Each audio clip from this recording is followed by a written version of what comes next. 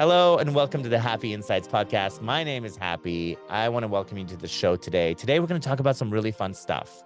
If you're interested in knowing about the Akashic Records or light language or crystalline energy or activating your DNA, if any of that makes any sense to you, get excited because you're going to learn a lot more about it. If that makes no sense to you at all, get excited because you're going to learn more about it. Today, I have Amy Robeson on the show. She is a Master Akashic Records Teacher, light language master, and a mentor who helps people tap into their most powerful inner potential to experience profound transformation and magic. Welcome to the show, Amy. Thank you for having me, Happy. I'm so excited to be with you today.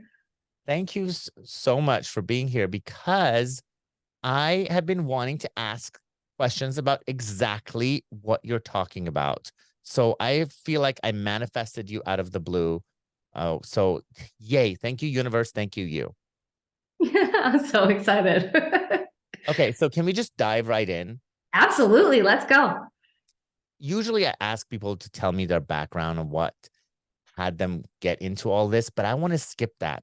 I want my audience to know that Amy is amazing.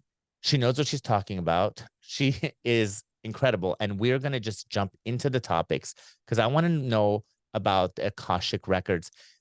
So first I'll tell you what I think it is, and then I want you to elaborate on it. So I think of the Akashic Records as this big library that has all the information in the universe from the time it started to the time it ends. Yeah. So tell me how accurate that was, and then your description of it. So it's accurate. I just use different words. Okay. So I describe it as a field of infinite possibilities. Every word, deed, thought from the moment your soul is incepted is recorded in this energetic field. And you can think about it as a library, a database, a computer database of information, kind of like a Google search. And we can go in and we can ask questions to the guardians, also known as the masters, teachers, and loved ones, and receive love and guidance and support in any and all areas of our life. And our souls, since the moment it's incepted, starts recording data. Everything has an Akashic record. The earth has an Akashic records. Your coffee mug has an Akashic records. You have an Akashic records. Everything has an Akashic records because we're all made up of energy. And so, and everything is happening simultaneously. So we can use the records for the past, the present, and the future. A lot of people think, oh, I can only do past life regressions in it. I completely disagree with that school of thought because we are living on many multiple timelines because we're a multidimensional being having a human experience. And so we can tap in and we can discover how and what we can use to better our experience in this reality that we're in. So you can go forward and ask questions or discover what's happening in your future or the future or probable future. How does that work? So it's not fortune telling. So I want to clear that up. Thank you. When you ask a question in the records, the guardians are always going to answer based on that moment in time. So if you take action based on that moment in time, they can give you some scenarios of what you can do. So for example, like when I was in corporate America, I was going to do yoga teacher training so I could learn how to public speak and also have something, well, before I started my business to lean on while I was growing my business. And I did yoga teacher training privately with someone. And then I wanted to go out and get a yoga job, like a yoga teaching gig. And so I asked in the records, like, hey, where do I go? And they're like, go down to this studio, go speak to the owner, tell them that you want to observe the kids class. Kids classes weren't even on my radar. And just tell them that. And I'm like, okay. So I went to the studio, told the owner I'm interested in observing the kids class. I just got done getting certified. And he's like, oh yeah, sure. Come on in, come observe the kids class. Well, 2 weeks later, he called me and asked me if I wanted to support that teacher in that class. And then I always ended up getting a teaching job at that particular yoga studio. If I wouldn't have taken that advice at that moment in time, let's say I waited 2 weeks because I was scared or I was nervous, that opportunity might not have been there because they might have had someone else that have come in and that was interested in helping out in the course. would it have guided you to another opportunity? Yeah, absolutely. So it's not like, oh, you didn't do this, we're no longer sharing anything with you. They're gonna go, okay, so you didn't do that. And what I didn't share in the story too is they shared two other places for me to go, and I chose not to go to those places. I only went to that particular studio. And so, we have free will, and the masters, teachers, and loved ones love us, and they know that we're human and we have fears, and we also have life that happens. And so if we don't want to do something, they're not going to make us do it, and they're not going to reprimand us for not doing it as well. And so I can ask the same question over and over and over again, and the masters, teachers, and loved ones might say, we've discussed this with you before, let's go over it again. Or they might say something completely different from what they've said before, because I asked the question slightly different, or I'm in a different place because I've experienced other things. Wow. Okay, that makes so much sense. So, in your experience, when people tap into the Akashic records, what do they normally use it for? Is it for the past? Is it for their purpose or the future? It What's depends on how they were taught to use it. And so for me, with my students in Sacred Awakening, I teach them to use it as a life tool. Like, I think we have many, many spiritual tools in our toolbox, and there's tools that some people are very, very inclined to use, and some things that they're like, I have no interest in that. And so for me, it's a life tool, meaning I can use it to say, hey, I'm having a hard time communicating with my husband. How can I better communicate with him? Or, hey, we got into this disagreement. Please give me another perspective so I can understand his side of what happened for him. Now, again, I can't go into his records, but I can ask questions in regards to me and how my responsibility in our relationship, so I can shift our relationship, because we always want to play in spiritual laws. And then I built like my whole business using the Akashic records. And so using the Akashic records, I use them to teach, I use them to like figure out my programs, I use them for my marketing, I use them for anything and everything that I could possibly think of, to like, hey, I'm not sure what to eat tonight for dinner. What would be a really good thing for my body to eat, because I'm maybe not feeling well, or I want to like feel more joy in my life. Like, what kind of foods can I eat to feel more joy? And so the only limits that you have in the records are the limits that you put on yourself and spiritual laws, because we don't want to break spiritual laws. it sounds kind of like the spiritual chat GPT AI. That's what Yeah, I'm like, exactly. how should I look at this? All this stuff you were talking about. I feel like that's how I've been using that. But I want to ask you something. So when you ask these questions, how do you receive the answers? Do you just go in a space and then the words come to you, or how do you receive answers? So everybody is intuitive, even if you think you're not intuitive whatsoever. Everyone's intuitive. Some of our clairs, so the clairs are how we receive information, our intuition through. So some people are very claircognizant, so their knowing's going to come through. Some people are very clairaudient, so they might hear the answer. Some people might feel it. Some people might smell it. Some people might taste it. There might be a memory that pops up that gives them the answer, or they might see it. And the guardians are going to speak to you in the way that allows you to understand what it is that they're sharing. Now, with anything, it takes practice. Just like a doctor practices medicine, you have to practice any spiritual tool that you have in your toolbox in order to become a master of that tool. And exactly with our intuition, your clairs, you don't just have one clair. One clair might be stronger than the rest, but we have all of our clairs, and all of our clairs can be strengthened and used the more that we allow them to be turned on and then exercise them. I promised myself I would not talk about myself and I would not have a conversation and I would interview you. But oh my God, I want to just inject. So, well, I'm writing a book called Intuition Bible, and there's Yeah. the clairs are my favorite, one of my favorite chapters. I'm claircognizant as a So am I. clair. Yeah, which is kind of hard. If you're claircognizant, it means that you just know stuff. Yeah. Sorry. You just know stuff. And I always say it's like, most people that are very claircognizant are very empathic. And so as empaths, we have this blinking sign that says, please tell me all your problems. I will have answers for you that I don't have for myself. And there's this just beautiful channel of knowing that comes through. And I love claircognizant. I love that as like my strongest clair, because I get to just be out of the way and let myself just channel the information that wants to come forward. But it's hard for some people because they have to surrender to it. They have to allow it and they have to trust for it to come through. Trust is the key for all the clairs, because Yeah. especially for claircognizant, because you're not hearing anything, you're not seeing anything, you're just knowing stuff.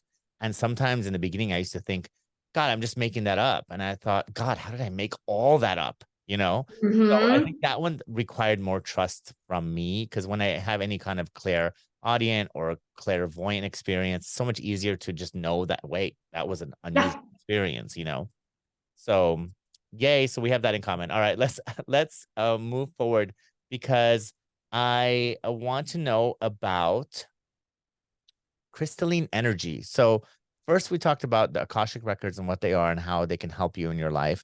Now I know that you activate crystalline energy in people's chakras and auric field. What is all of that? Can you tell me that? I have no idea. I love the crystalline energy. So the crystalline energy, we're moving from a carbon-based being more into a crystalline being.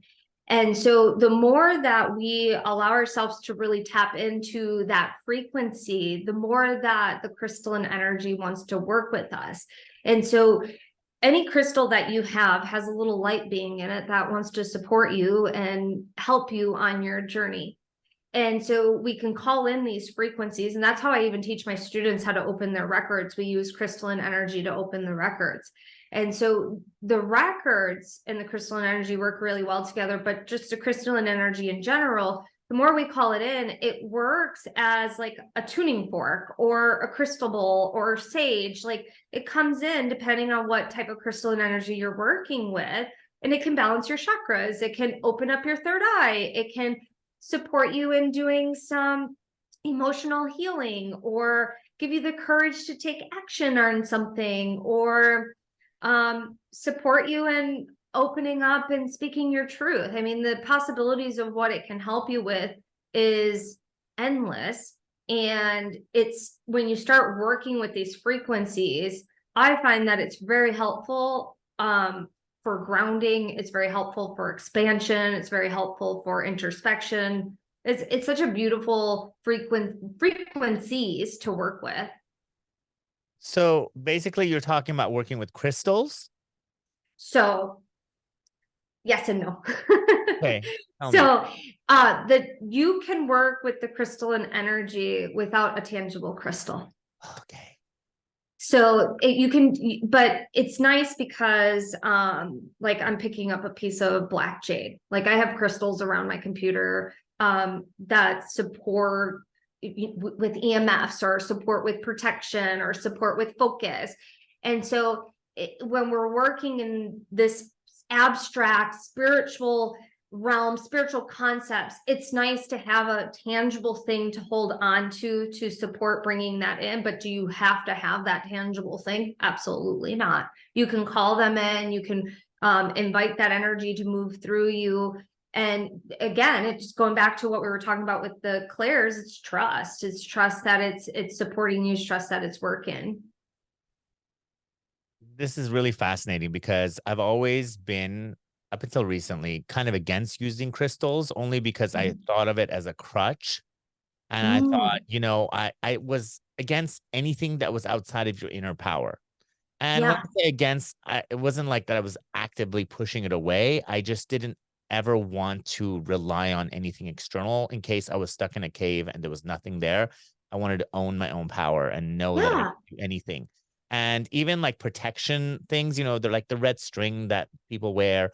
I always thought, God, aren't I just telling the world that I need protection because something bad is coming? Or, so I got rid of my string. I got rid of everything because I thought I am invincible and I am going to stand in my power.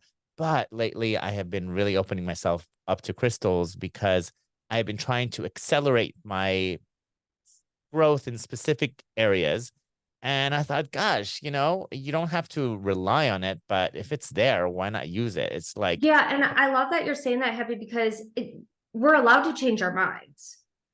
And what works for us in this chapter might not work for us in the next chapter. And so it sounds like to me, like you went through this, like standing in your power, really getting into trusting that you had all the tools within you to do it. And now it's like, no, but it's kind of like taking a supplement or taking magnesium or taking an herb. That's the way I view like crystals. It's just having an extra supplement to supplement your energy, to supplement making you feel good, because there's certain things that we absolutely require to have that we are deficient in, and sometimes we do need a little extra stone that helps with protection, because maybe we're not grounded at that moment in time because we have a million things coming at us and it's hard to focus, or it's hard to process what's going on. And so to me, it's just like, what chapter are you in and what's going to support you in that chapter? So I love that you're like even having that awareness right now. well, prior to having my twins, raising my twins on my own, which, if anyone out there is a parent, you know that it is very trying. It could be very exhausting. It could drain your energy and scatter your focus, and you're not your best self all the time. And I feel like ever since I had my twins that live with me, I haven't had the inner power the same way I did before I had my freedom, not freedom, but you know, Yeah. I was independent because I had full control over my own experience. You know, what I was, you know, if in the day, during the day, if I wanted to just be by myself and collect my thoughts or create this kind of magnetic energy and send it out, I had the time and the focus to do it. And now, if my children decide they're going to just throw fits and have a, you It's know, hard. Being a parent's hard. it really like, I feel like I'm using all of that power and energy to like create this safe thing for me and my boys, and then all of a sudden maybe I do need a grounding energy or crystal or something, you know. Yeah. So And just, I'm embracing other stuff more because I'm realizing I was much younger. Well, I was, you know, until before I was 38, I was, you know, I think I had more, you know, autonomy, control over my own life before I had children. I totally get that. But as parents too, because I have a toddler, and as parents, we, yes, I have a toddler. It's a lot. Like, but here's the thing. Um, do you consider yourself sensitive, like sensitive or empath, or like You know, I have in to tune to the say, energy? okay, I'm tuned into the energy, but I'm not affected the same way an empath that's starting on their journey is. I can walk Yeah. into a room, I feel everyone, but I'm not affected by everyone. You have good energy boundaries, because like I'm an empath, but like I am very good at not taking on everybody in the room's energy. And so as parents that are maybe a little bit more in tune, a little bit more sensitive to energy, our energy boundaries can be a little lackadaisical sometimes, in terms of like your child or your son or your daughter is hurting. Naturally, we're not going to be like, oh, I got to protect myself immediately. We're going to go into empathy for them. We're going to want to give them a hug or get them to settle down. And so that can be really draining if they're having a really hard day with some really big emotions. And so for me, Happy, I love that you're just even going, yeah, I really want some crystals to help, but also they might help balance out your boys too, just having them around as well, because it's also them taking autonomy over their own energy too. I have been failing. I don't like to use that word, but I have been failing at, this is so bad. I've never used this word about myself, about all the things I believe about emotional regulation for myself. Mm-hmm. Since I had one of my boys in particular, I just feel so, you know, and I feel responsible for the person he's going to turn out to be. Of So I take course. on all his tantrums and all the negativity, like the stuff that he does is not good, as my responsibility to make sure I deliver the right kind of person to the world. And I think that has like weighed me down more than anything, because I don't really consider myself an empath. I consider myself sensitive. Yeah, that's I Sensitive to like that energy. word. Yeah, sensitive to energy, but I'm not an empath because I never take stuff on. But I don't want to talk. Let's move on to the next topic. Yeah. Thank you so much. So, okay, wait, now I want to do something fun. Let's for our audience member, if it's okay, can you teach us how to tap into, let's open up our third eye, or how to tap into an energy that would be crystalline energy that would Yeah, open I can do on like a our. little mini crystalline meditation where we can pull in the crystalline energy into the third eye. You want to do that? Yeah, let's do it, because I think that's Okay. really fun. Awesome. And I'm hearing too, we'll do something with the third eye, but I think it's really important that we ground as well. Okay. Just because I'm seeing like these really beautiful roots in the root chakra that want to like move down into the earth, that's going to help with the third eye. And Okay. so if you're not driving, you can close your eyes. I recommend not listening to this while you're driving because people do go into a trance. So for safety reasons, so go ahead and close your eyes. And what I want you to do with an inhale, breathe in through the nose, and on the exhale, feel your energy sink into the pelvic floor. So we're not even moving into the heart. We're going to move all the way down into the pelvic bowl. And then I want you to just inhale and exhale, giving yourself permission to allow your seat to get really heavy. A lot of us really love living in the mind and in the third eye, but let's just move down into the lower part of the body to get rooted.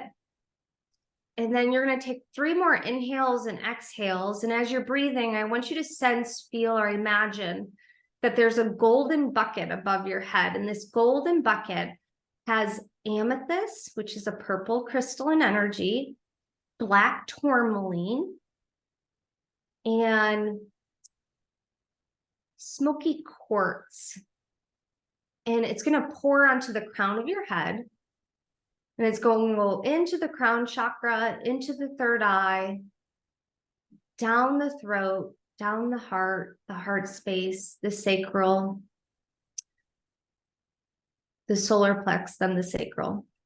And then it's going to move into the root chakra where your energy is at. And then it's going to release your grounding cord into the earth. And the beautiful thing about smoky quartz is it creates a magnificent grounding cord into Mother Earth to support you.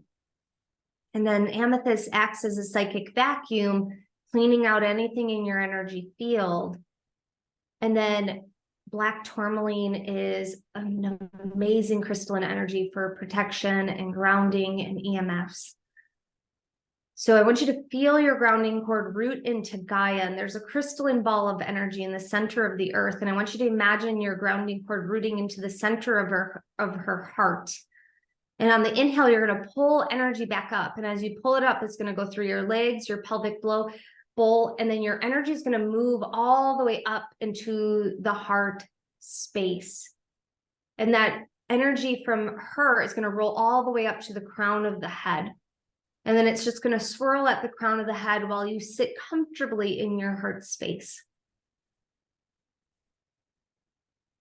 And then we're going to use a mantra. I'm just being guided to use this mantra. You're going to say, I see. And then you can fill in the blank. I see. I see myself. I see happiness. I see joy. I see. And I know it might not sound like a proper sentence, but I want you to just fill in the blank. I see.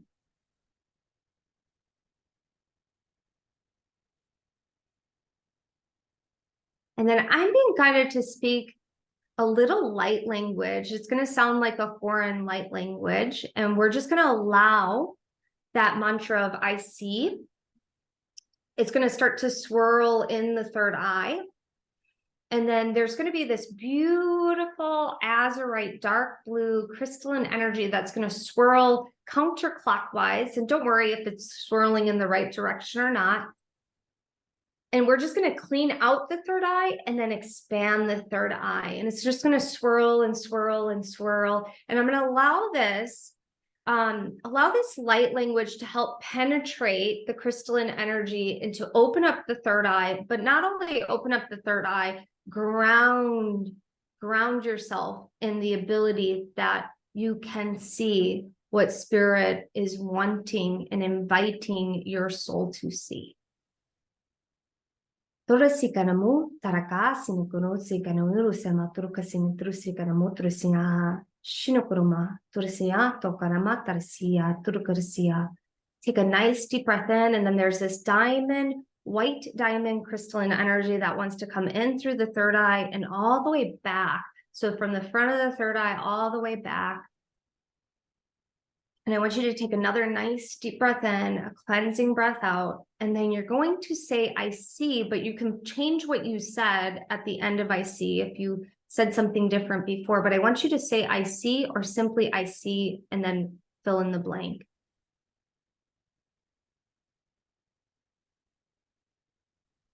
And then take a nice deep breath in, cleansing breath out. And then I'm just hearing to share this from the guardians of the Akashic Records. The truth of your soul resides in the heart. And when you live in the heart, but are grounded in your human experience, you're able to see many, many, many different things. And most importantly, the truth of your soul and the wisdom of your heart. So take a nice deep breath in. Cleansing breath out. And whenever you're ready, go ahead and open your eyes. Wow, that was so good. It's amazing. So my third eye is always overactive. It's just always tingling. And right now, as soon as you started, it just went into overdrive. And when you were, I think when you said counter, it always spins this way, which is, I think, I don't know. This is, to me, if it's clockwise, but if you're looking at me, it's counterclockwise. So when you said counterclockwise, I couldn't get it to spin the other way, but it was just going this direction. Yeah, that's why I said don't even worry about it. Just it's good. It's all intention too. But I was able to see an image that I have been struggling to see for a really long time, which is really cool. But so that was really amazing. Thank you so much for doing that. I know that people that have been watching or listening might have had their own experience. If you had it, please either email me or put in the comments or share, because I'm always so fascinated by supernatural, what we consider supernatural experiences that people have that people think is out of the ordinary. Thank you so much for doing that. I love that. That was such a first on the show. I'm excited for that. And I have something I can listen to it over and over again. Yay. Okay, so this basically brings us to light language. What the heck was that? So light language is an ancient form of communication. We all have light language within us. It's similar to speaking in tongue. I always hold off saying that too, because people will think it's more religious, and I'm not a religious person. I'm a spiritual person, and I don't have anything against religion, but I just don't want, some people have a lot of trauma built into religious backgrounds and beliefs and things like that. And so for me, light language is an ancient form of communication, and every movement or symbol or sound holds paragraphs of information that there's no human words that can describe what that wants to come through. So I'm like channeling something that really wants to come through, but there's no human words for it. And I can always come up with the human words of the essence of it, but there's no human words. And light language goes directly past the conscious mind to the subconscious mind to allow your higher self to speak to you. And oftentimes I'll have students that will be like, my higher self was like, listen.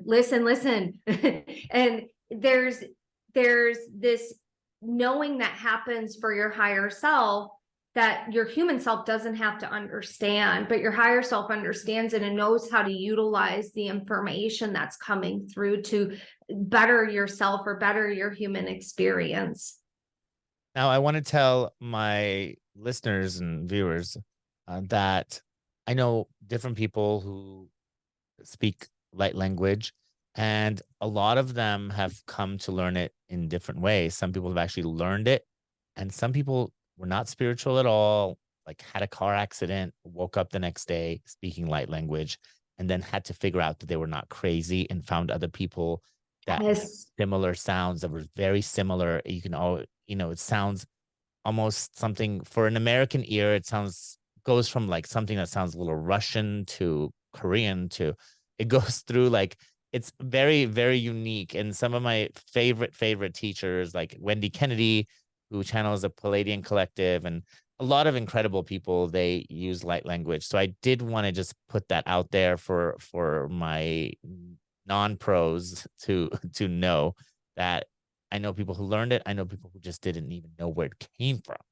Yeah. And they all sound the same. They all sound Well, the cool thing about light language is your light language can naturally be activated just by listening to someone else's light language.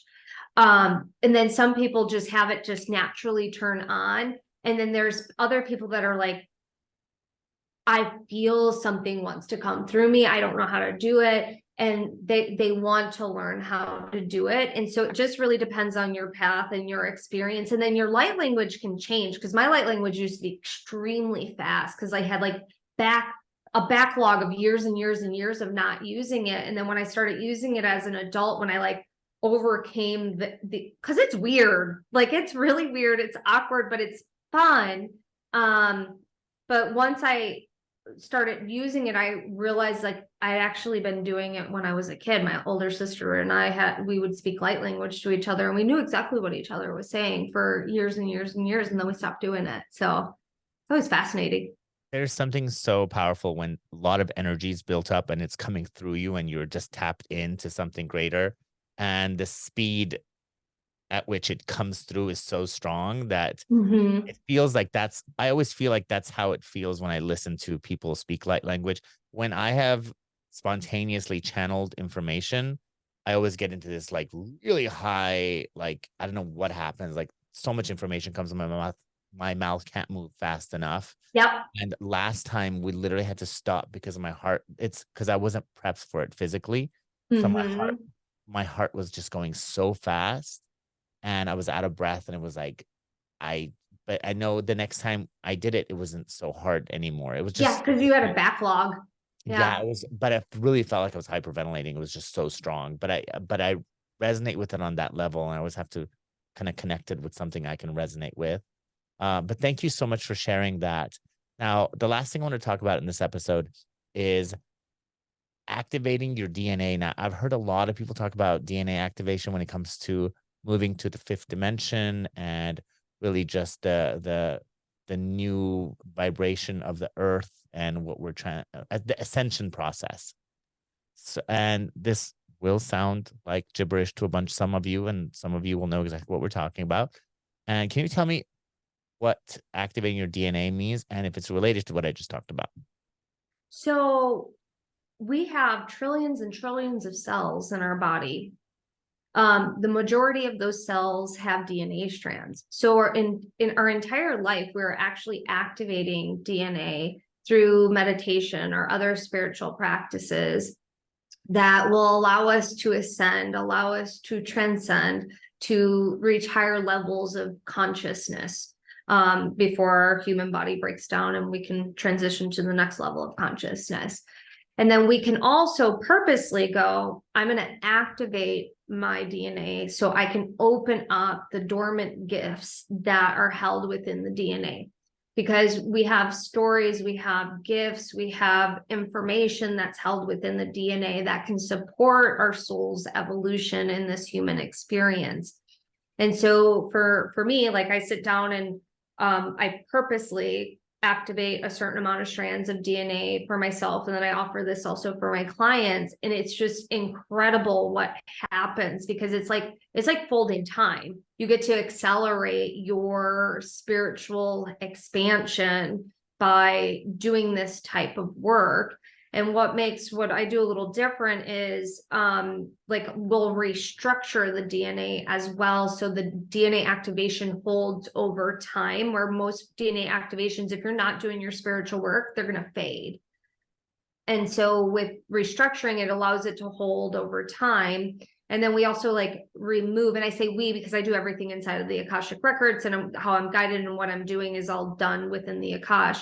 And we'll remove certain seals that were placed upon the DNA, upon like our auric field, so that keeps us in a continuous incarnation loop or incarnation spiral. So like one of the seals that we remove is a seal that prevents you from really tapping into your intuition or tapping into unconditional love. Or another seal is like the wrath of God, like where you have religious guilt or something that's been placed upon you. If you don't follow this certain thing, you feel guilty about it. And so we remove that as well. And there's way more things that we do than that. That sounds amazing. I don't know about my audience, but I want to take every single one of your courses right now. It sounds so good. I resonate with all of this stuff so much. And Amy offers a lot of different courses. Are they pre-recorded courses, or do you go through them with people, or how do they work? It just depends on the course itself. So like Sacred Awakenings, like my Akashic Record level 1 course. And so that course, we do video lessons, we do live calls, and then we have like a virtual retreat. And then like light language just started. So this round I'm doing live calls, and next round I might be switching it because it's just like I have so many creative ideas, but I can't do everything live anymore. It's just really hard. And so it just depends on the course. Most of them will have video lessons and a live component, and if you can't make it live, you can catch the replay. You've got to go check out her website. It's www.theamyrobeson.com, which is TheAmyRobeson.com. I really think that you're amazing. All that stuff that you're doing is amazing. I'm so excited to find out more stuff about you myself personally. Thank you so much for being on the show. I want to have you back as soon as possible if you're willing to be back. I would love to come back. I have a couple of things that I think we can talk about. And if you want, I can even do like a channeled Akashic record message for your audience next time as well. I would love it. And yeah. And then I also wanted to talk about something that's kind of popular next time you're on, which is shadow work. And Oh, I love to do a that. lot of people doing that. So thank you so much for coming on the show. Thank you for having me. Thank you. Thank you so much for listening. Thank you for watching. Please make sure to subscribe, share, comment, like all the stuff that you know you should be doing, but you're not.